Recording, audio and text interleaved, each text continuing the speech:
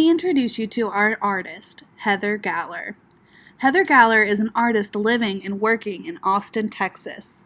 She creates paintings using oils and acrylic paint. She uses color and pattern in her abstract folk artwork style. Folk art is artwork made in the context of local or folk culture. It's often made by artists who aren't professionally trained and shows images of life in that culture. Abstract art uses the elements of art to create something that looks different from real life. It can resemble a realistic object, person, or thing, but there is something off or non-realistic about it. Heather Galler uses the elements of art, color, pattern, and line to create paintings of the landscapes, cities, her pets and animals, and flower bouquets around her. We're going to use Heather Galler's flower vases as the inspiration for our next project. All right, I want to talk to you about Heather Galler and her folk art vases. Heather Galler is a folk artist, and I want you to think in your brain about what folk art could be. This is an image of folk art. It's not a Heather Galler image, but I want you to think about what you see in this artwork. Think about what this artwork could be showing.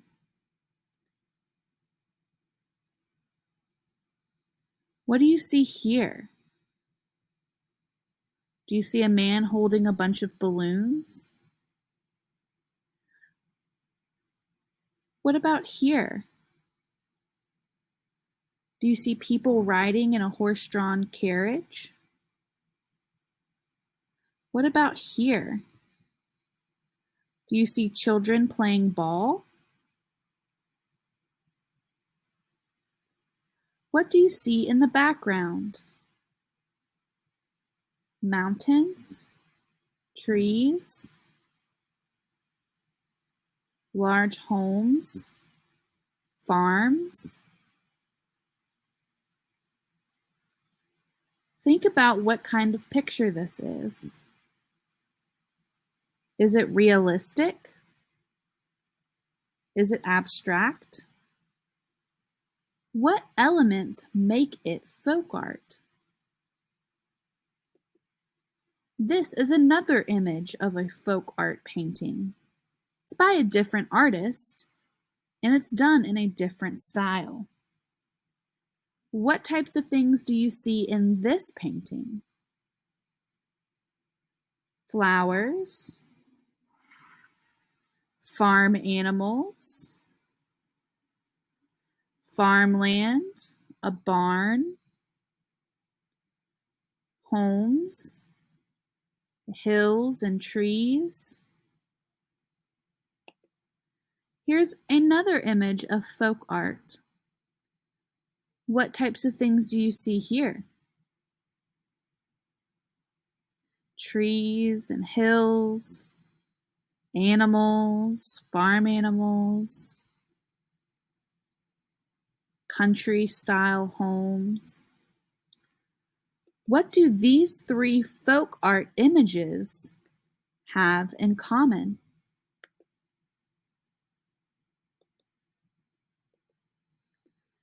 And why do you think those things that they have in common make them folk art?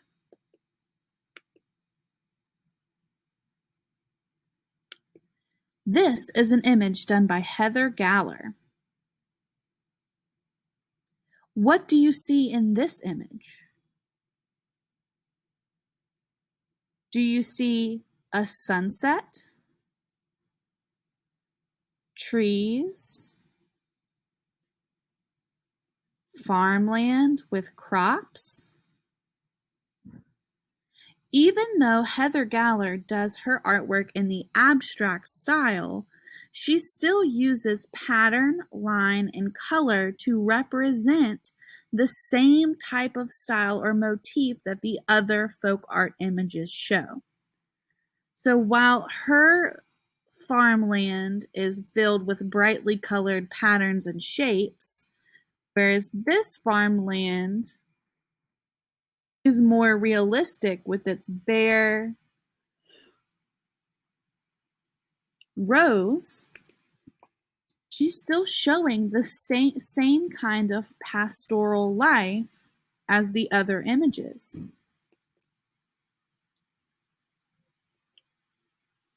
Here are some more examples of Heather Galler's artwork. In this image, she shows even more of a farmland with the barn and the crops in their rows. Heather Galler also creates paintings of vases using different patterns for her flowers. We're going to use these images as our inspiration for our Heather Galler folk art vases. Think about the different elements of art that Heather Galler uses in these images. Do you see line, shape, color, pattern? All of these elements of art Heather Galler uses in her art. Here are some more images of Heather Galler artworks.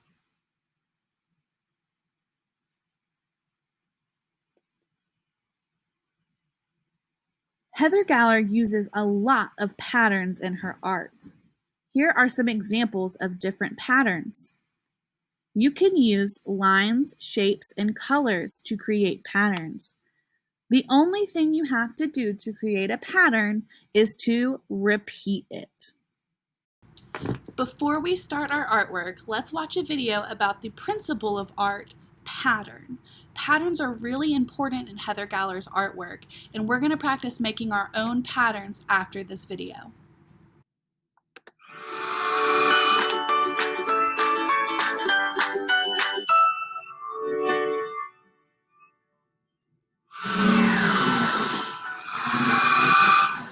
Hello, and welcome to Robot Art School. I am your robot teacher, but you can call me RT. My creators have programmed me to teach you art. In this lesson, we are going to learn how to use the principle of pattern. So grab your art supplies and let's get started. Remember, the elements and principles of art are the building blocks of art.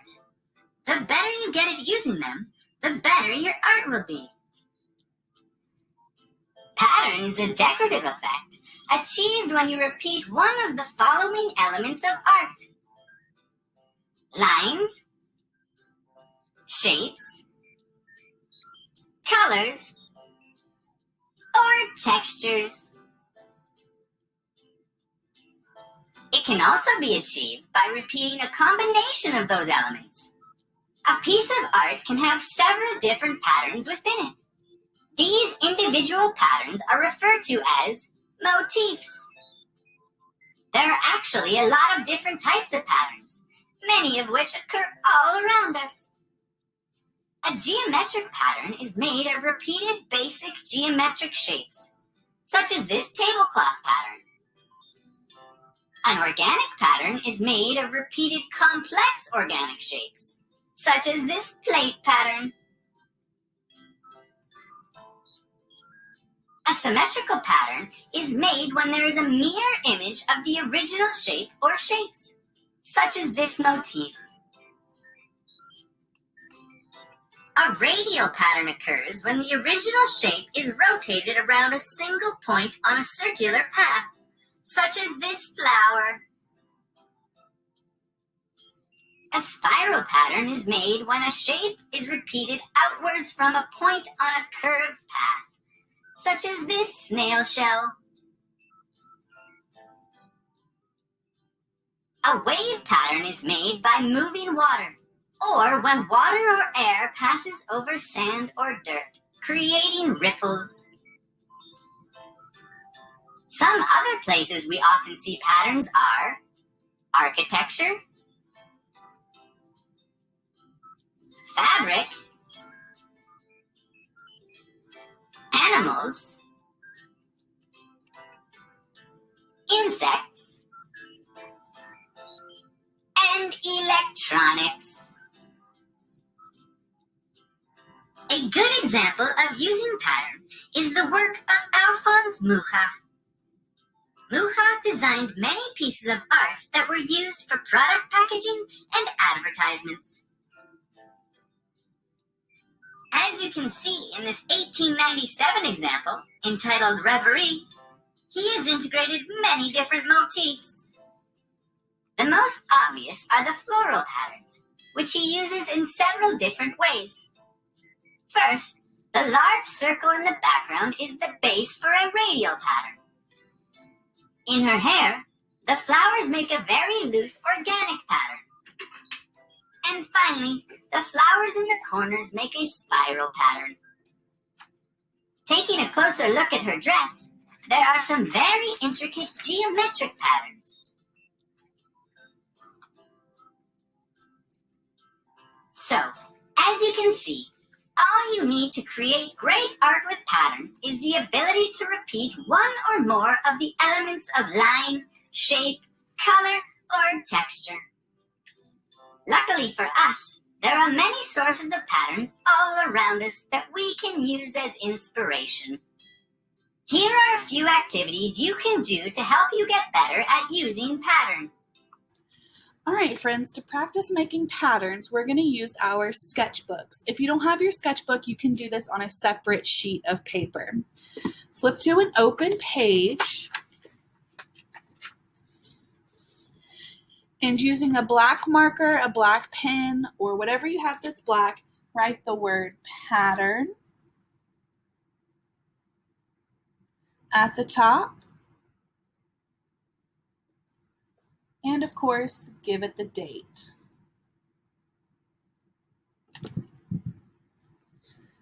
Then on your page, you're going to draw 6 squares. They don't have to be perfect.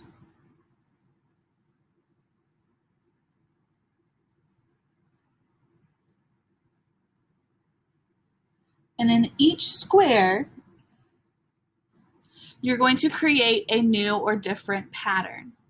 You could do this in color if you wanted to. I'm going to do it in black and white. Patterns are the repetition of the elements of art, line, shape, color, or texture. Repetition is just a fancy word of saying it repeats itself over and over and over again. You can make patterns out of lines by repeating straight vertical lines. You can make a stripe pattern.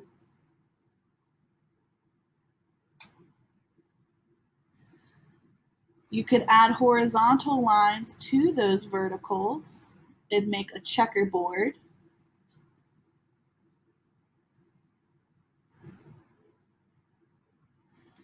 You could even color in each individual square in a pattern to make a black and white checkerboard.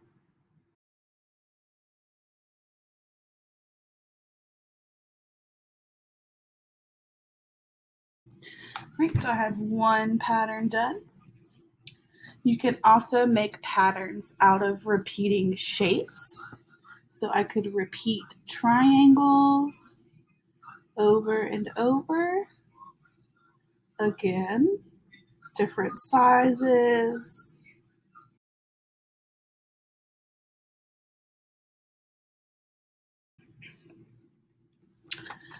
I could repeat radiating circles.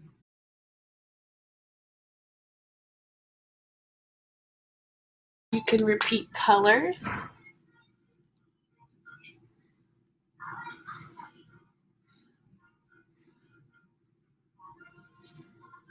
or you can create patterns with repeating colors.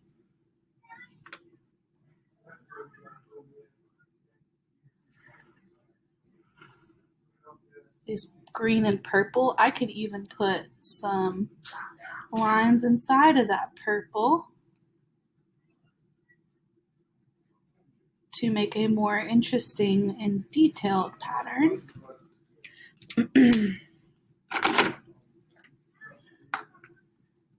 You can make patterns off of going over your lines repeatedly, following that line.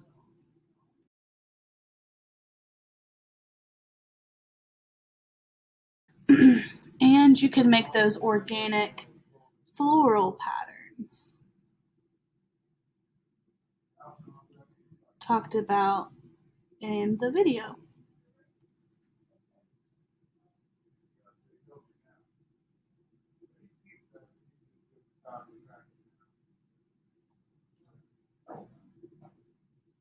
These are the patterns we are going to use the most in our artwork today.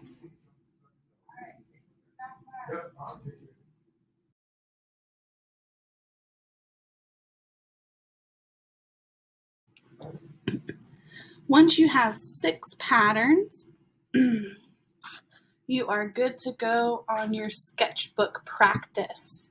This last one's really important because we're going to use these types of abstract patterns in our Heather Galler vase piece. So you're going to be working on a 12 by 18 sheet of paper. It's a large sheet of paper. Or you might be working on a 24 by 36 sheet of paper, depending on what we're doing either at home and school. You can do this on any sized paper, but for right now, we're going to work on a 12 by 18. To start, in pencil, write your name and class code on the back. Now we're going to work on a 12 by 18. You're going to need your sheet of paper. You're going to need your handy dandy bingo dauber. If you're working on this at home, you can use just a regular Sharpie, a black pen, any kind of black marker. You just need something black to outline your piece with. To start, we're going to draw our flowers in the upper part of our artwork. So find the center with your finger, and with your eyes, you're going to draw an imaginary line across the center. All of our flowers are going to live above that imaginary line. I'm going to open my bingo dauber. And again, if you don't have this, you can use just a regular Sharpie. If you are using your bingo dauber, remember, do not squeeze the belly of your dauber. You will make a big mess. You just need to press it to the paper and it will work for you. I'm going to start by making a small circle with a couple of circles around it to create my first flower. Now I'm going to make some petals that come off.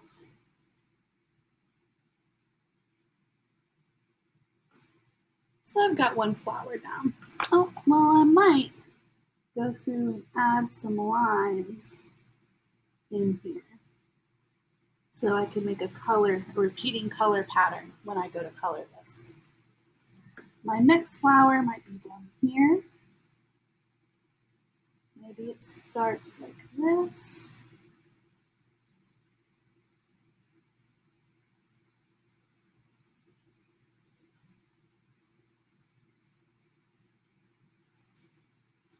And my second flower. I might want to put a leaf coming off my flower right here.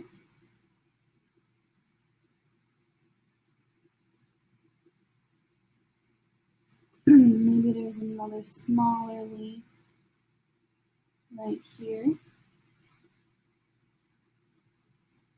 and up here. And I have room for maybe one more flower. Maybe my flower is behind this one.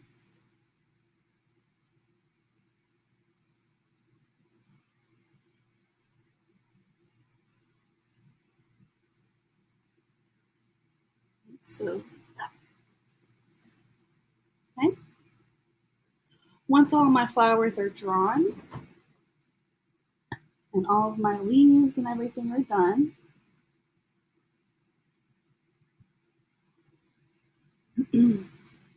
from the bottom of my flower here, I'm going to draw a straight line down and a straight line down and connect them. And now I have my vase. But right now I have a flower vase just floating. It's a magic flower. So we've got to draw the table behind it. Start at the vase, the middle of your vase, and bring your line over. And do the same thing on the other side. Now we have a table and a background. In Heather Galler's pieces, normally she lets the table and the vase be in black and white. And then she adds a lot of exciting and bright colors to those flowers. So I'm going to use what she does as well.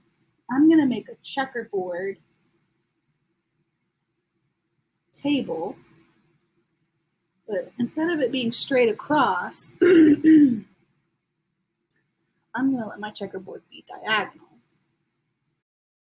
Just because Mrs. Holt chose to do a checkerboard on her table as my pattern doesn't mean that you have to use a checkerboard as well. Please choose your own creative pattern. All right, now I'm going to add some design to my vase.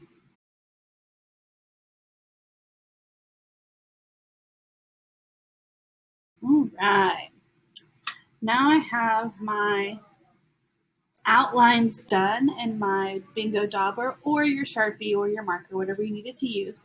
I'm going to put that away till the end. The next thing we need to do is color in some of our flowers. We're not going to color in all of our flowers though, because we're going to be using paint eventually to create a wax resist.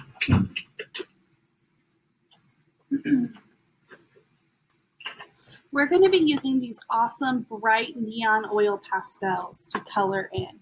They're super bright, they have lots of color, and they're really nice.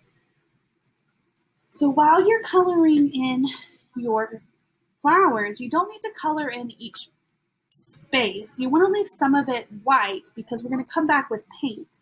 You can also add in some extra patterns with your oil pastel. For example, I might want to go over this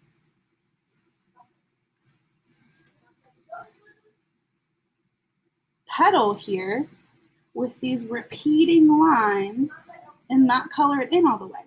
So that way when we go to paint, I could add some paint color into that and it'll make an even more interesting design. So you don't have to color it in solid. But then some I might want to color in solid.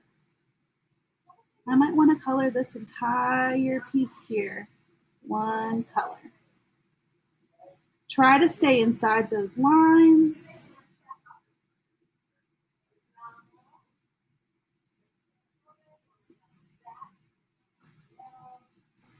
Zoom back out. Okay, so you're going to keep coloring in those spaces. But remember, you don't have to color in every single space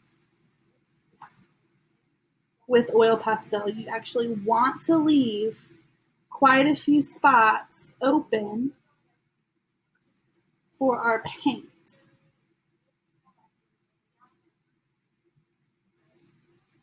Okay.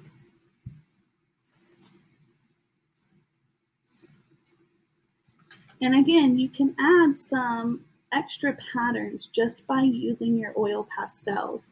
So even though I didn't make these same lines over here with black, I can do it with my oil pastel, and when I add my paint, it's going to make a really cool wax resist.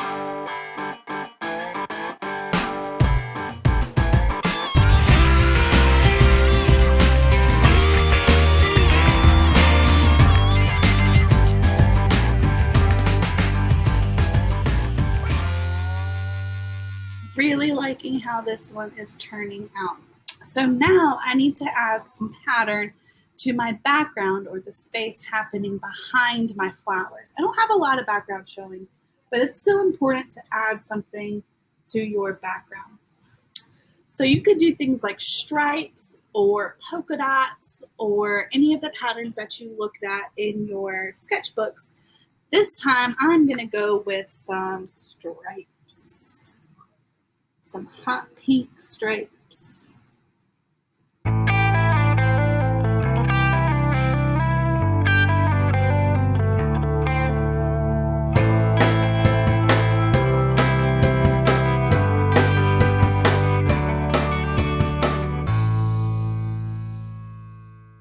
Okay, so now all of my color is done.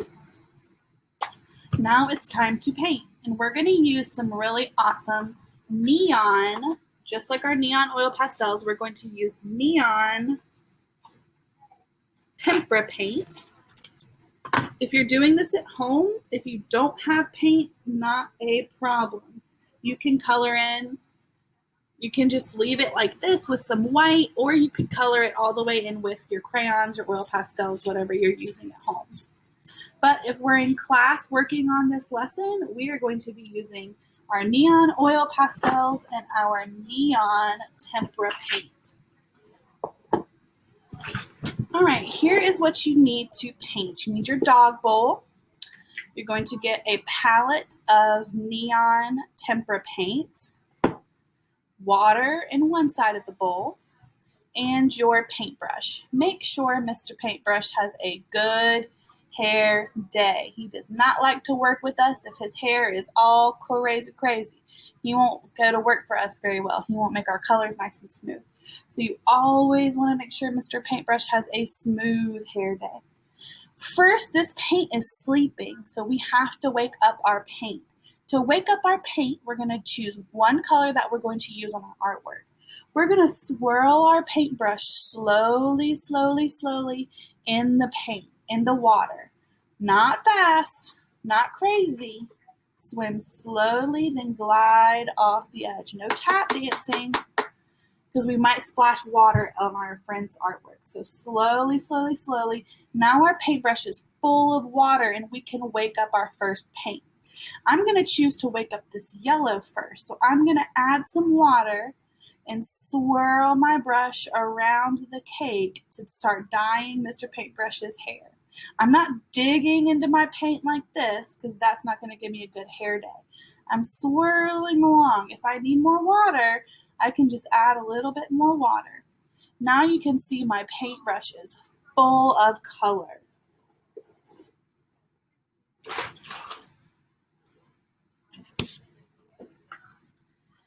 Now that my paintbrush is full of color, I can paint on top of any of my flowers up here. So I'm going to put yellow in this one. And because I have oil pastels already put down on my paper, when I put paint on top of my oil pastels, it's creating what we call a wax resist. The oil pastels are pushing back against my yellow paint and not letting the paint absorb into the paper, which is what we want to happen. We want to create this cool effect where the watercolor is going behind, or the tempera is going behind our oil pastels. So I've got one yellow part of my flower. I might want to use yellow again, since I've already got it on my brush. I'm going to go ahead and bring it into some of my leaves. In here, add some yellow to my leaves, just to make them nice and bright yellow, like a lime green color. If I want to change the color, excuse me, if I want to re-dye my hair, I've got yellow hair dye on myself now, I need to wash my brush. So go back into my water, swirl my paintbrush really nice and slow, rinse out all that hair dye, glide off the edge.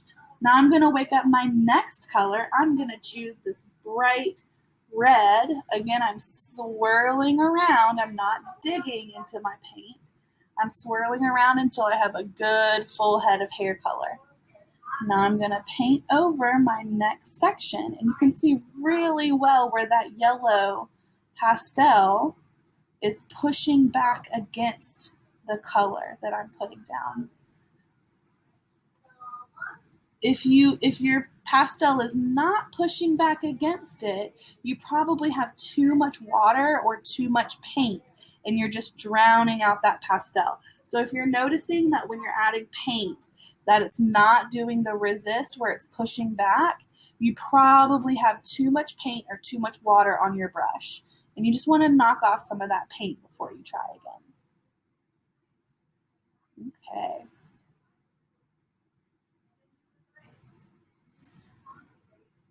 It's looking good. I might put this reddish color again. Might keep using it. Might as well. I already have it on my paintbrush. Might add it into here. I might add it into here. Okay. Now I'm going to rinse my brush and get a new color. Maybe this hot pink color. I'm going to wake up my hot pink. Every time I want to use a color, I have to add water to wake it up. I might add my hot pink here.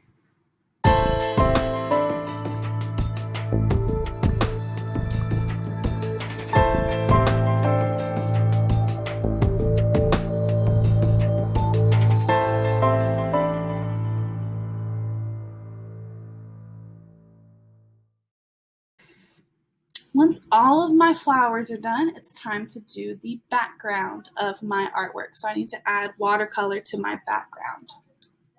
I think for this background, I'm going to choose, since I've got a really hot pink, I might choose a nice dark blue.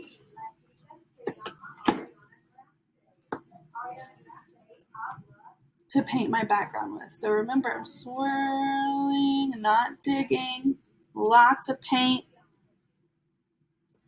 And I'm going to paint just right over my pink stripes.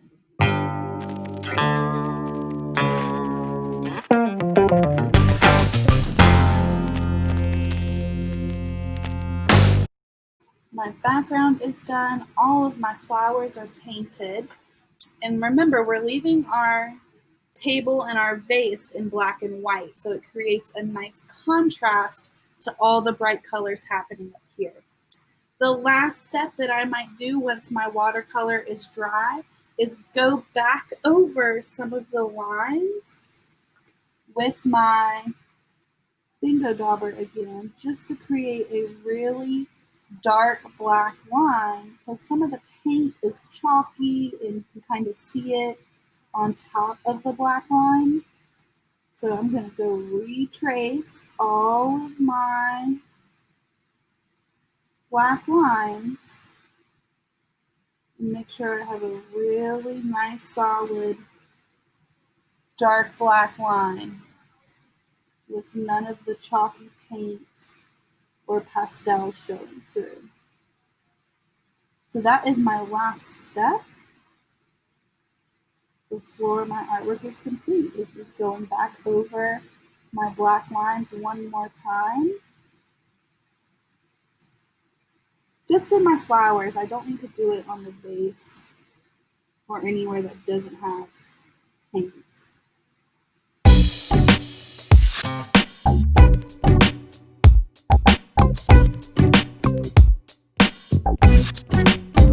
Alright, I am all done. I retraced my black lines. They're still wet. Just made them a lot more bold and bright out against those colors. I hope you guys enjoyed creating this Heather Galler inspired bouquet of flowers. I know I had a great time creating with you again today. We'll see you next time.